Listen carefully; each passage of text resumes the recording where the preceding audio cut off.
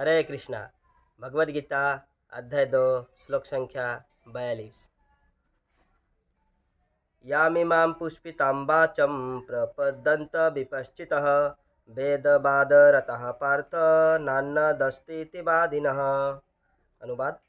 अल्पज्ञानी मनुष्य वेदों के उन अलंकारिक शब्दों के प्रति अत्यधिक आसक्त रहते हैं जो स्वर्ग की प्राप्ति, अच्छे जन्म, शक्ति इत्यादि के लिए विविध सकाम कर्म करने की संस्तुति करते हैं। यहाँ पे बताया जा रहा है कि जो अल्पज्ञानी होता है वो वेदों के उस अलंकारिक शब्द के प्रति आसक्त हो जाते हैं जिसमें ये कहा जाता है स्वर्ग की प्राप्ति होगी और अच्छे जन्म मिलेंगे, शक्ति की प्राप्ति होगी इत्यादि।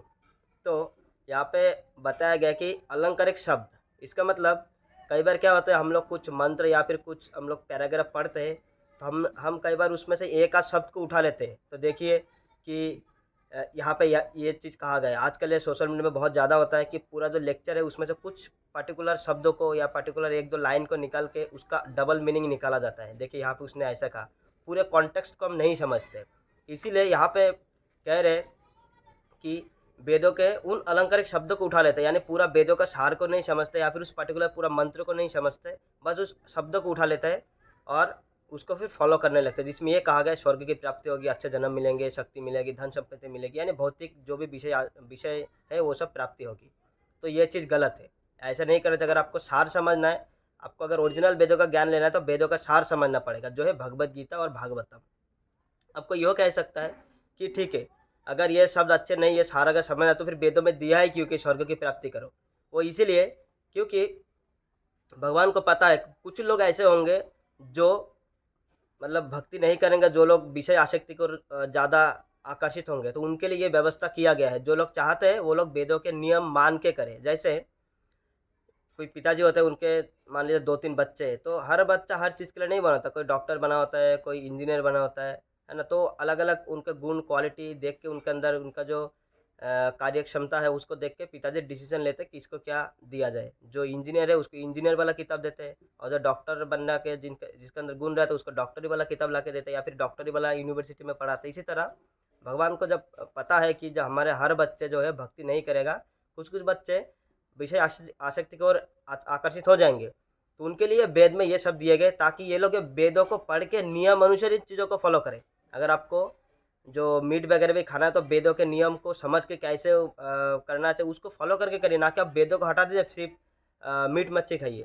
ऐसा नहीं है, जैसे अमावस्या के दिन मीट मच्छी खाते हैं ऐसा लोग कहते हैं या वेदों में दिया गया है, लेकिन लोग क्या करते हैं कि अमावस्या के दिन क्यों डेली खाएँगे, तो ये गलत है। अगर आपको करना भी तो वेदों को मान के करिए, वेदों को नहीं मान के करेंगे तो फिर वो आप गलत कर रहे हो, आप वेदों का फिर उपेक्षा कर रहे हैं। तो ऐसा नहीं होना चाहिए, लेकिन लोग क्या करते हैं वही 2-4 शब्दों को पकड़ लेते हैं, हाँ, वेदों में कहा गया है खाने के लिए तो हम खाएँगे। तो इसमें प्रॉब्लम क्या है स्वर्ग की प्राप्ति में? अगर स्वर्ग में जाएँगे तो बहुत अच्छा चीज़, अच्छा जन्म मिलेंगे। ये क्योंकि ये अल्टीमेट नहीं है, इसीलिए भगवान बोलते हैं कि स्वर्ग की जो प्राप्ति है वो भी परमानेंट नहीं है, वहाँ से भी आपको वापस आना पड़ेगा। तो जहाँ पे आपको वापस जाना है, मतलब जहाँ से आपको वापस आना है फिर वहाँ पे आप जाएँगे ही क्यों? क्योंकि आप वहाँ पे हमेशा नहीं रह सकते। जैसे स्वर्ग और जो ये जो धरातल जहाँ पे हम लोग हैं पृथ्वी है वो ऐसे मतलब इतना डिफरेंस है। जैसे एक जेल है, वो जेल के अंदर एक अपर सेल होता है और एक लोअर सेल होता है। लोअर सेल में क्या होता है, लोगों को थोड़ा मारा जाता है, सज़ा दिया जाता है, लेकिन अपर सेल में क्या, तो उनको थोड़ा-सा अच्छे से उनके साथ ट्रीट किया जाता है, अच्छे से व्यवहार किया जाता है।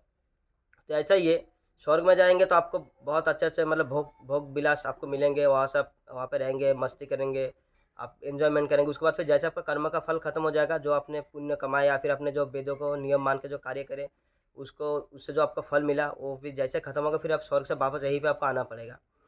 तो है तो अल्टीमेटली दोनों ही जेल के अंदर, जैसे अपर सेल और लोअर सेल दोनों जेल के अंदर है, वो अल्टीमेटली जेल इसी तरह स्वर्ग और ये जो धरती है, ये जो पृथ्वी है, दोनों इसी ब्रह्मांड का ही अंश है।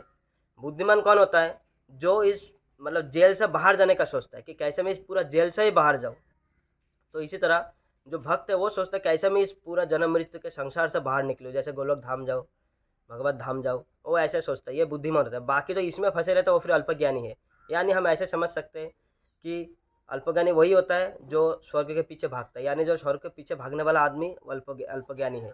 और अल्पज्ञानी वैसे भी 2 प्रकार के होते हैं, एक तो अल्पज्ञानी थोड़ा बेहतर इसीलिए होता है कि कम से कम वेदों के नियम मान के कर रहा है, और कुछ लोग वेदों के नियम बिना माने ही कर रहे हैं, तो वो लोग तो एकदम ही मतलब अलग ही हो गए, वो लोग तो ज्ञानी में आते ही नहीं है। लेकिन अल्पज्ञानी थोड़ा कम से कम कुछ तो नियम फॉलो कर रहे हैं। लेकिन आजकल ये ऐसे लोग भी खत्म हो रहे हैं, क्योंकि लोग आज मानते हैं नहीं, क्योंकि उनका विषय आसक्ति पे इतना उनका आसक्ति हो गया है, इतना उनको जीवा का लालसा बढ़ गया, वो वेदों के नियम बिना माने ही मतलब काम कर देते हैं।